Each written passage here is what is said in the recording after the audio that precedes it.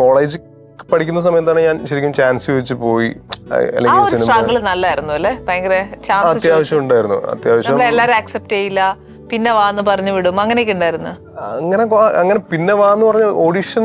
ഇപ്പൊ ഞാൻ ആദ്യമായിട്ടൊരു പടത്തിന്റെ സെറ്റിൽ പോയിട്ട് ചാൻസ് ചോദിച്ചത് ഇവിടം സ്വർഗമാണെന്ന് പറഞ്ഞ പടത്തിന്റെ സെറ്റിലായിരുന്നു. അപ്പൊ അത് ശരിക്കും ഞങ്ങൾ സ്കൂളൊക്കെ കോളേജ് കഴിഞ്ഞിട്ട് എൻ്റെ കുറേ ഫ്രണ്ട്സ് എയർടെല്ലിൽ വർക്ക് ചെയ്യുന്നുണ്ട്, മറ്റേ കസ്റ്റമർ കെയറിൽ വർക്ക് ചെയ്യുന്നുണ്ട്. അപ്പോൾ അതിലൊരുത്തൻ എനിക്ക് ലാലേട്ടൻ്റെ നമ്പർ, അവന് എന്തോ കോള് വന്നിട്ട് ലാലേട്ടൻ്റെ നമ്പർ കിട്ടി.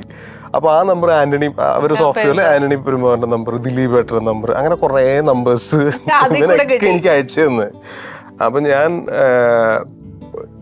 ആന്റണി പെരുമാറിനെ വിളിച്ച് ഫോൺ എടുക്കില്ല, പക്ഷെ ഞാൻ വിളിച്ചുകൊണ്ടിരിക്കും, വേറെ നിവർത്തിയില്ലല്ലോ. അപ്പം ഞാൻ വിളിച്ചപ്പോൾ എൻ്റെ അടുത്ത് പറഞ്ഞു ഫോട്ടോസ് അയക്കി.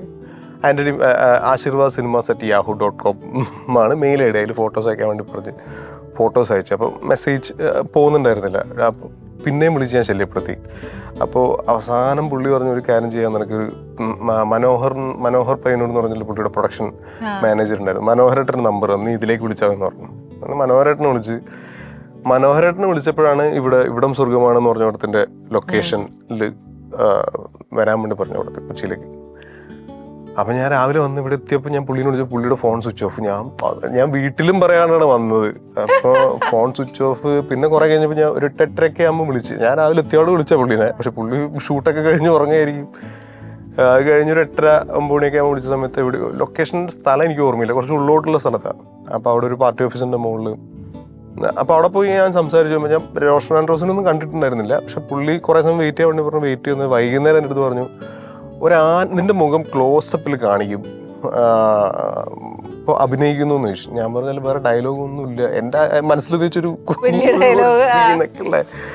അപ്പോൾ ഞാൻ പറഞ്ഞു ക്ലോസപ്പിൽ മാത്രമേ കാണിക്കുള്ളൂ, വേറെ ഒന്നും ഇല്ല എന്ന് ചോദിച്ചാൽ ഒന്നുമില്ല, ഒരു ആന പ്രസവിച്ചെടുക്കുന്ന ഒരു സീൻ ഉണ്ട്, അതിൽ നിന്റെ മുഖം കൃത്യമായിട്ട് കാണിക്കുന്നു പറഞ്ഞു. ഞാൻ പറഞ്ഞു അതാണെങ്കിൽ എനിക്ക് വേണ്ട, കുറച്ച് എന്തെങ്കിലും ഉണ്ടെങ്കിൽ എന്നാ പിന്നെ ഒന്നുമില്ല, നീ പൊയ്ക്കോ എന്ന് പറഞ്ഞു. ഞാൻ തിരിച്ചു പോയി. അല്ല, മോശമായിട്ടൊന്നുമല്ല പറഞ്ഞ്, ഒന്നുമില്ല എന്ന് പറഞ്ഞ് തിരിച്ച് അവരൊരു ജീപ്പ് ഉണ്ടായിരുന്നു, പ്രൊഡക്ഷൻ ജീപ്പ് ഉണ്ടായിരുന്നു. അപ്പോൾ അതിൽ വന്ന് ഞാൻ പാലാരിവട്ടത്ത് ഇറങ്ങി അങ്ങനെ പോയി.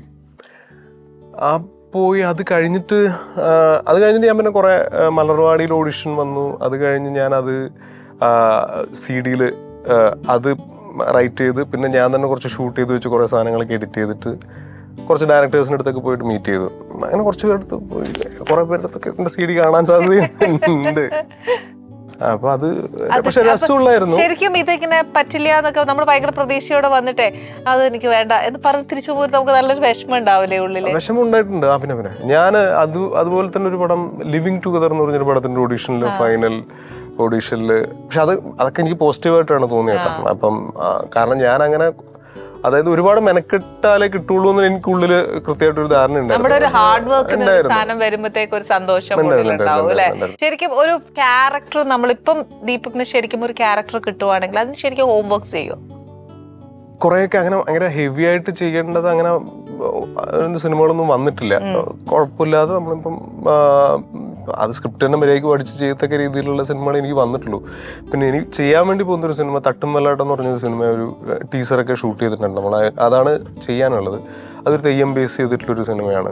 അതൊരു വൈരജാതം എന്ന് പറഞ്ഞ തെയ്യത്തിൻ്റെ വെള്ളാട്ടാണ്. അത് 3 വർഷം കൂടുമ്പോഴാണ് ആ തെയ്യം നടക്കാറ്. അതിൻ്റെ കൺസെപ്റ്റ് എന്ന് വെച്ചാൽ ആ തെയ്യം ഫസ്റ്റ് പീഠത്തിൽ നിന്ന് ഇറങ്ങിയിട്ട് ഈ പീഠമില്ലേ, പീഠത്തിന്റെ മുകളിൽ നിന്ന് ഇറങ്ങിയിട്ട് പരിചയിച്ച് ഫസ്റ്റ് തട്ടുന്ന ആൾ അടുത്ത കളിയാട്ടാകുമ്പോഴത്തേക്ക് മരിക്കുന്നുള്ളതാണ് എന്നാണ് ആ സിനിമ. അങ്ങനെ റിയലി അത് സംഭവിച്ചിട്ടുണ്ട് എന്നൊക്കെയാണ് പറയുന്നത്. അപ്പൊ അത് ഉള്ളതാ. ഇപ്പൊ ഈ വർഷം തെയ്യം കഴിഞ്ഞു. എനിക്കൊരു 3 വർഷം കൂടുമ്പോഴേ ഉള്ളൂ. ശരിക്കും ഈ സിനിമയിൽ ഞാനായിരുന്നില്ല ചെയ്യേണ്ടിയിരുന്നത്, ആസിഫായിരുന്നു ഇതിൽ. ഇത് മുന്നേ അനൗൺസ് ചെയ്ത സിനിമ, ഒരു എനിക്ക് തോന്നുന്നു 2-3 വർഷം മുന്നേ കാന്താരയൊക്കെ ആ സമയത്ത് അനൗൺസ് ചെയ്ത സിനിമയാണ്. പക്ഷെ അപ്പോഴാണ് കാന്താർ റിലീസായത്. കാന്താർ റിലീസായപ്പോൾ ഒരു തെയ്യം ബേസ്ഡ് സിനിമ വീണ്ടും എഡിറ്റ് ചെയ്യേണ്ട എന്ന് വിചാരിച്ച് അത് കഴിഞ്ഞ് കുറച്ച് കഴിഞ്ഞ് പിന്നെ വീണ്ടും അതിൽ ഞാൻ വേറൊരു ക്യാരക്ടറായിരുന്നു, ഒരു ഈക്വൽ ഇമ്പോർട്ടൻ്റ് ആയിട്ടുള്ള ഒരു ക്യാരക്ടറായിരുന്നു. ഒരു നെഗറ്റീവ് ഷെയ്ഡുള്ള ഒരു ക്യാരക്ടർ അനൗൺസ് ചെയ്യുന്ന സമയത്ത് ഒരു നെഗറ്റീവ് ഒരു ക്യാരക്ടർ ഉണ്ടായിരുന്നു. അപ്പോൾ അത് കഴിഞ്ഞ് ഇങ്ങനെ കുറെ പോയി. ഇപ്പം ചെയ്യാമെന്ന് വിചാരിക്കുന്ന സമയത്ത് ആസിഫിന് ഒരുപാട് ഡേറ്റും ഒരുപാട് കമ്മിറ്റ്മെന്റ്സും ഒക്കെ ഇങ്ങനെ വന്ന് അപ്പോൾ അത് മൃദുൽ പറഞ്ഞു എന്നാൽ പിന്നെ നമുക്ക് അങ്ങനെ പ്ലാൻ ചെയ്ത് ചെയ്യാം എന്ന് പറഞ്ഞ് ഞാൻ ആസിൻ്റെ അടുത്ത് പറയണമെന്ന് വെച്ചപ്പോൾ ഇവൻ മൃദുൽ പറഞ്ഞു എന്തായാലും നമ്മൾ ടീസർ ഷൂട്ട് ചെയ്ത് കഴിഞ്ഞിട്ട് ആസിൻ്റെ അടുത്ത് സംസാരിക്കാമെന്ന് പറഞ്ഞു. അപ്പം ടീസർ ഷൂട്ട് ചെയ്ത് ആസിഫ് കണ്ടിട്ട് എന്നെ വിളിച്ച് ഭയങ്കര രസമുണ്ടായിരുന്നു നീ ചെയ്തത്, ഭയങ്കര തെയ്യം ഭയങ്കര വർക്കായി എന്നൊക്കെ പറഞ്ഞിട്ട് സംസാരിച്ചു. അപ്പം ഞാൻ പറഞ്ഞു ഇങ്ങനെയാണ് സംഭവിച്ചത്. പറഞ്ഞാൽ എനിക്ക് ചെയ്യാൻ പറ്റാത്തൊരു അവസ്ഥയാണ്. അപ്പം അതുകൊണ്ട് നീ ചെയ്യുന്നതിൽ എനിക്ക് സന്തോഷം മാത്രമേ ഉള്ളൂ. അപ്പൊ ശരിക്കും പറഞ്ഞാൽ അത് എനിക്ക് തോന്നുന്നു ദീപകിന്റെ ഫേറ്റ് ആയിരിക്കും അത് ചെയ്യണം എന്നുള്ളത്. Ali's Kitchen. Let's cook with love.